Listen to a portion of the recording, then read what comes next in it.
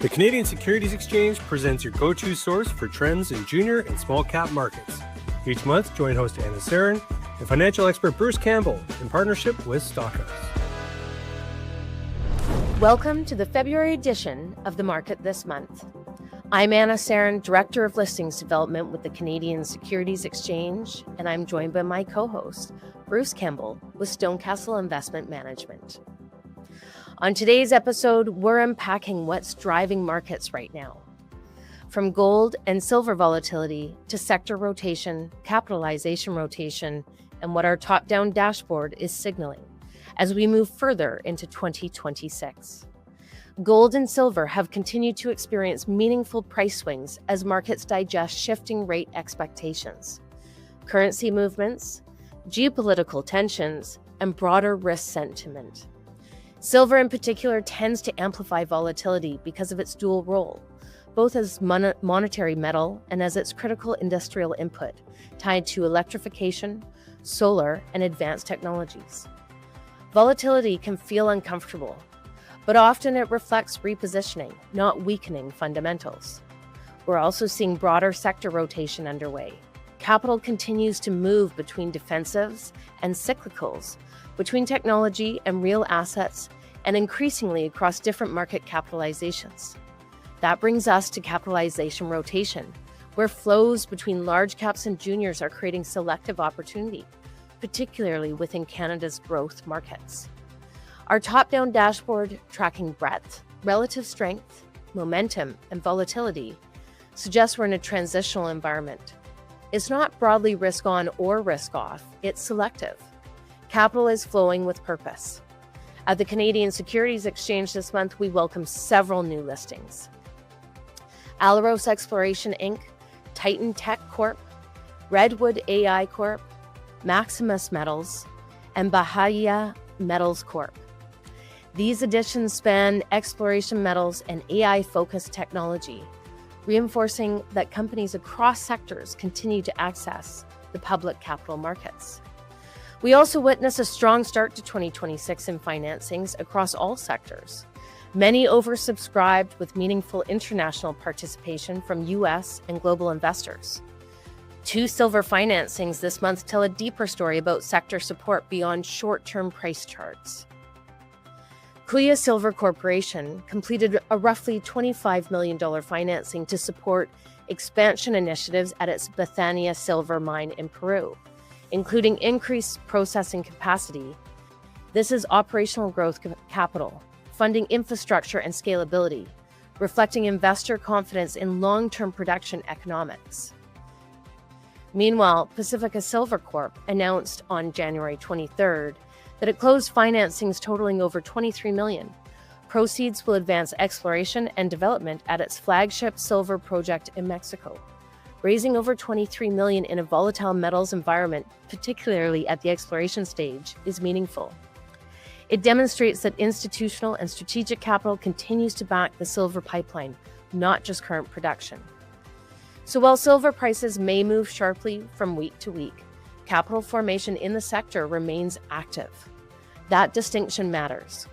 Volatility in price does not necessarily signal a lack of conviction, and these financings suggest the opposite: sustained belief in silver's structural demand and long-term fundamental. Today, Bruce and I will break this all down, so stay tuned. All right, well, thank you so much for joining me, Bruce. We are talking here in February of 2026. This is our second episode of the year. We are going to start off by talking about precious metals. I feel like there's no episode that we've had over the past year that we haven't talked about this. And we've seen some volatility in gold and silver. Tell us what we saw this month. Yeah, we tend to go in themes, don't we, Anna? So it was like Fed, inflation, inflation, inflation. Then it was gold, gold, gold, and we keep on that theme. So we've seen we've seen such a move in the precious metals over the last 24 months. But something that we noticed going back just actually at the beginning of the year, back in January, is that we started to see the volatility of both gold and silver starting to perk up. And when I'm talking about the volatility, I'm not talking about the price volatility, and we've seen that, but I'm specifically referring to the VIX. So there's actually a VIX for gold, and there is a VIX for silver as well that the CBOE out of Chicago puts together. And if you look at what we were seeing with gold, is as the price of gold was rising to that new high above 5,000, we were seeing the volatility go up as well. So when it sort of hit that top and then's had, some fairly significant 1 day declines, that really shouldn't come as much of a surprise to anyone, given the volatility that we're seeing, kind of the underlying volatility that we're seeing. And so, when we look at this and sort of how we base our portfolio off this is when that volatility starts to rise like that, we just have to expect that the days are going to be much bumpier, the rides a little bit bumpier. As long as that trend remains intact, though, we're comfortable being there. If you're adding to positions, then there's kind of two different ways that you can look at doing it. One is, if you're adding to a gold position and you're good with the volatility, you can add on those down days. But if you're a little bit more reserved as an investor and a little bit more cautious, then as that volatility comes down, that's when you can start to add. We haven't seen that yet.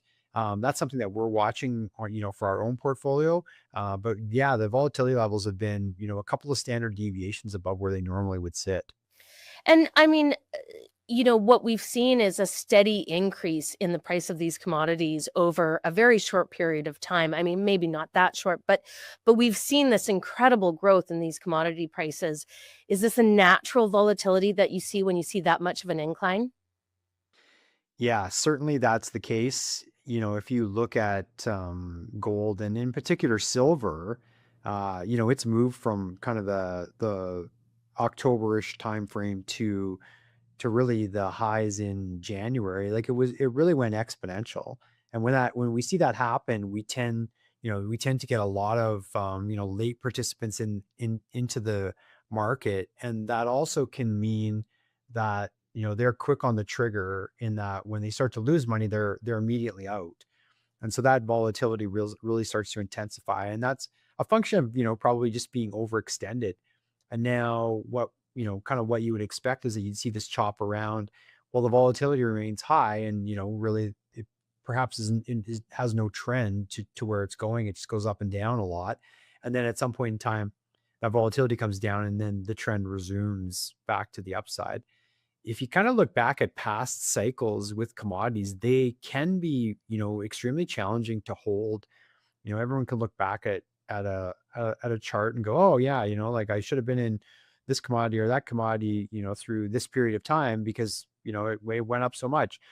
But, the one thing about markets is it's almost like they're trying to get you out, make it difficult. And there tends to be a lot of volatility. And in particular, we see that with commodities. There tends to be a lot of volatility up and down throughout those, larger bull markets that can last multiple years at a time. There can still be, 10 or 15% drawdowns, and sometimes even bigger than that in commodities and certainly more so in the underlying stocks. Right, absolutely. And I mean, what I touched on in the introduction is that, the CSC just saw, we continue to see lots of new companies coming to market. Most are in the resource sector. Seeing for the beginning of the year, we're seeing incredible numbers as far as the issuers that are financing being oversubscribed, really large financings, more than we've seen in a long time. We're seeing some, still exploration-based companies that are able to go out there and do some really big financings and be able to create some really big programs, hopefully create some really great results. So the volatility doesn't necessarily mean it's time to leave the resource sector, right? No, and these moves in commodities tend to last for a long period of time. And if you really look at longer term cycles, there's a pretty strong case that you could make that a new commodity cycle has actually started. And these cycles tend to last, kind of just let's just use round numbers, kind of like between 15 and 20 years in duration. And the last one kind of ended, if you look kind of in that 2011, 2012 timeframe. So we're kind of bumping up on that, that 15-year period where we really saw financial assets outperform.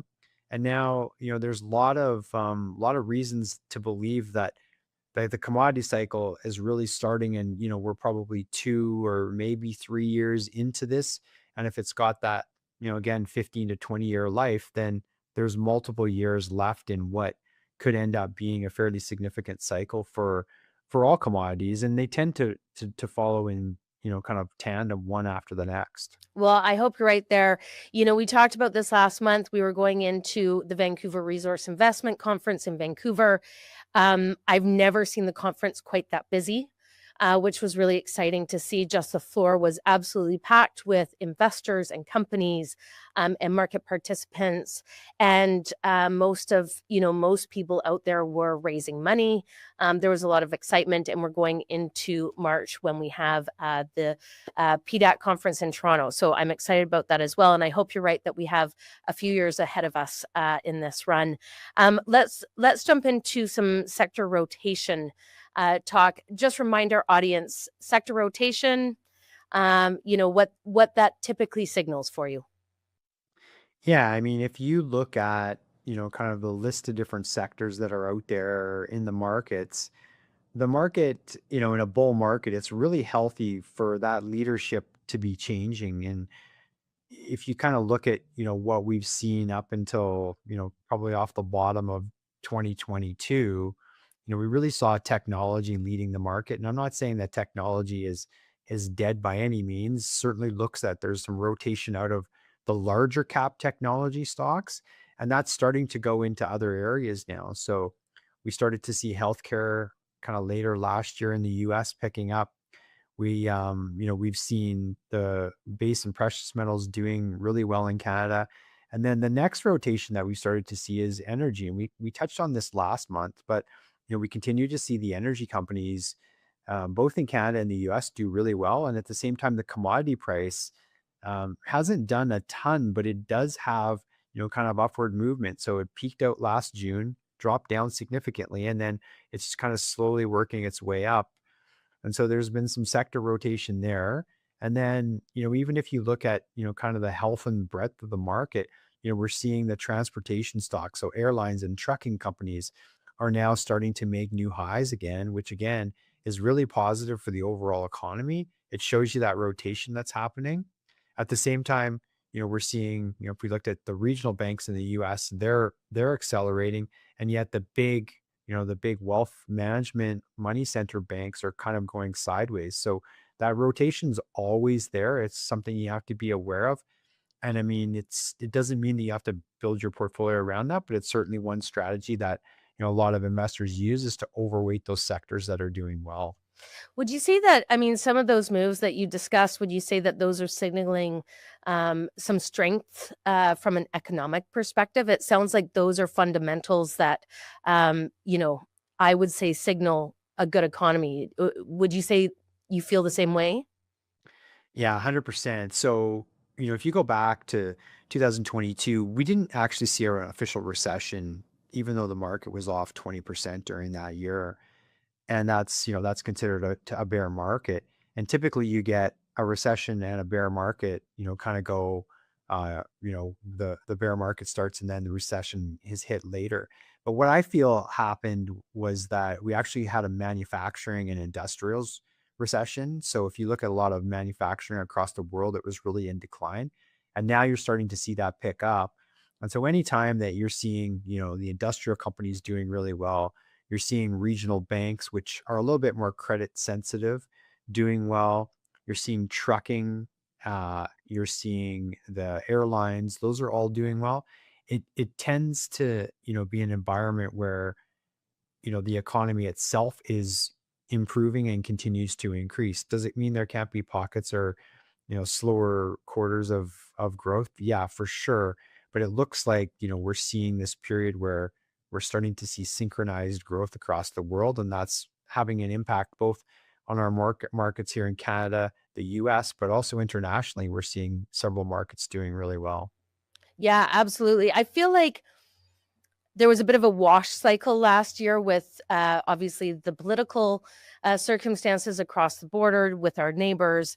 Do you feel like it's settling a bit? There's been kind of tariff moves. There's been kind of reorganization of where maybe things are getting manufactured, imports, exports. Do you feel like we're settling a little bit?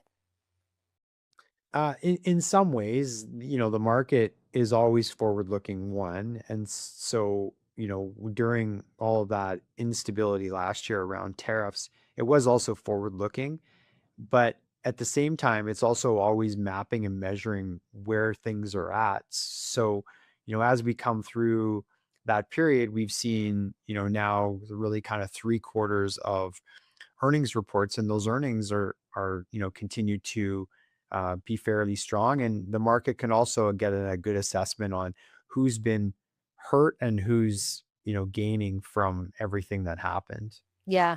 Yeah, absolutely. Okay, well, it'll be interesting to see that continue to develop. Let's talk about where capitalization rotation may be creating some opportunity for investors.